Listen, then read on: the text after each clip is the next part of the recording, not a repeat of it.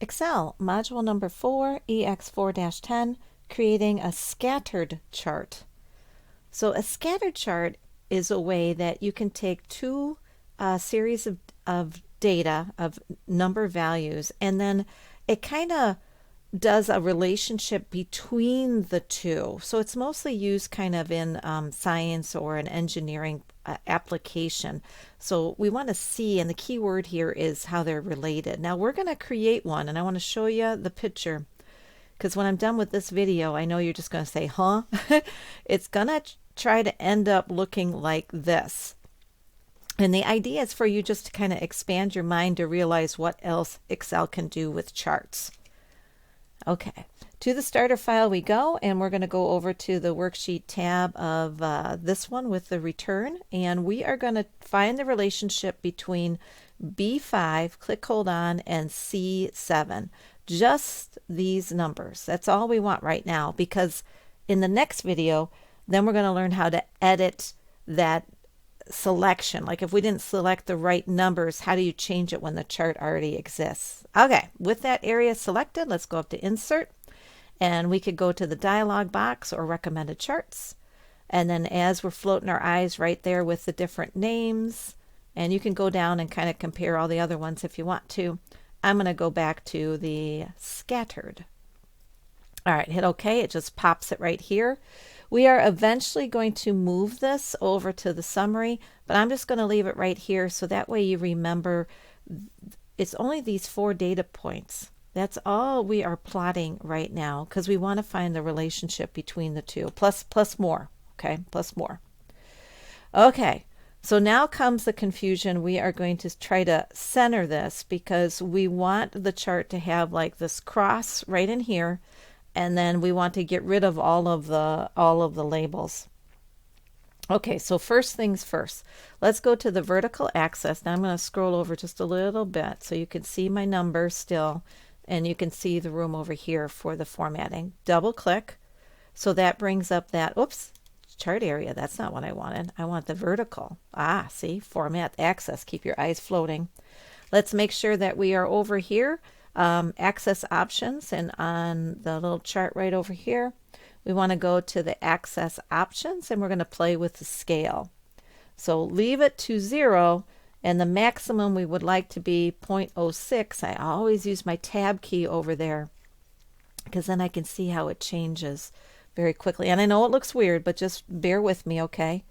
The access value is this radio button right here, and this is going to be 0.0031. Hit my tab key, and then it scooched it in. I know it still looks weird. Okay, let's go to the horizontal. Let's see, I'm already on the horizontal. Oops, did I do the vertical? Oh, I did the vertical. Oh, hold on here. I kind of screwed this one up. So let me hit my Control Z, Control Z, Control Z, Control Z, which never hurts anything. Let's just get back to where we were, and let's try this again. It's always good. Let's go to the vertical axis. Okay, this one is my vertical, right? I click it, go over to the bar, access options. All right, this sounds a little bit better. We're going to change this one here to be 0.06. Hit my tab key.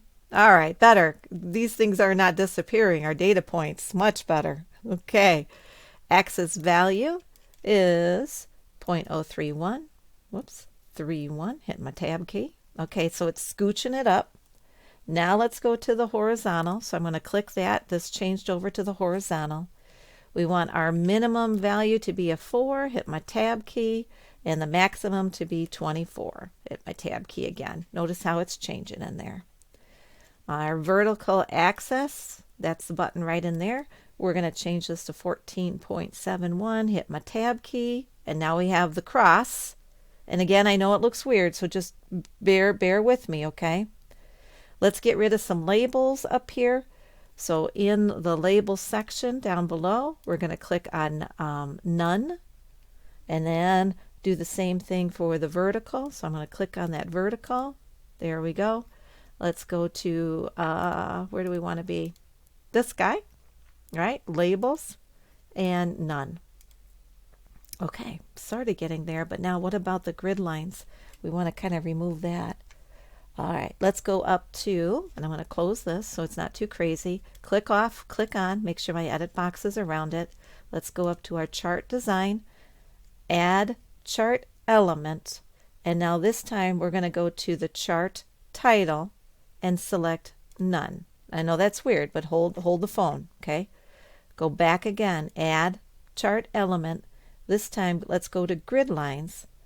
Grid lines, what's turned on and what's turned off. So the gray in the background is showing me these two are turned on right now.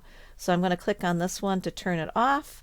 Do this again, grid lines, go to this one to turn it off. And all we have, right, is that we got that dot right in the middle of that intersection, and then we have the other data point right over here. And I know it looks weird, but just bear with me till the next video.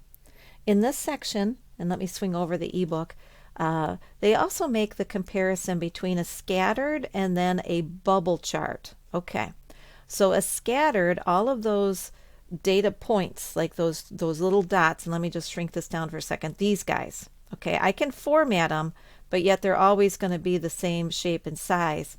If I want my bubbles, the dots, the data marks, to get bigger if the data value is bigger, then I need to change the type of chart to a bubble chart. And then a bubble chart, if this is a bigger number, see how the bubble is bigger on that one? So it just kind of depends on what kind of chart you truly want. What's the emphasis? What's the focus? What is the point you're trying to get across? Because remember, all charts still are a visual representation of your numbers.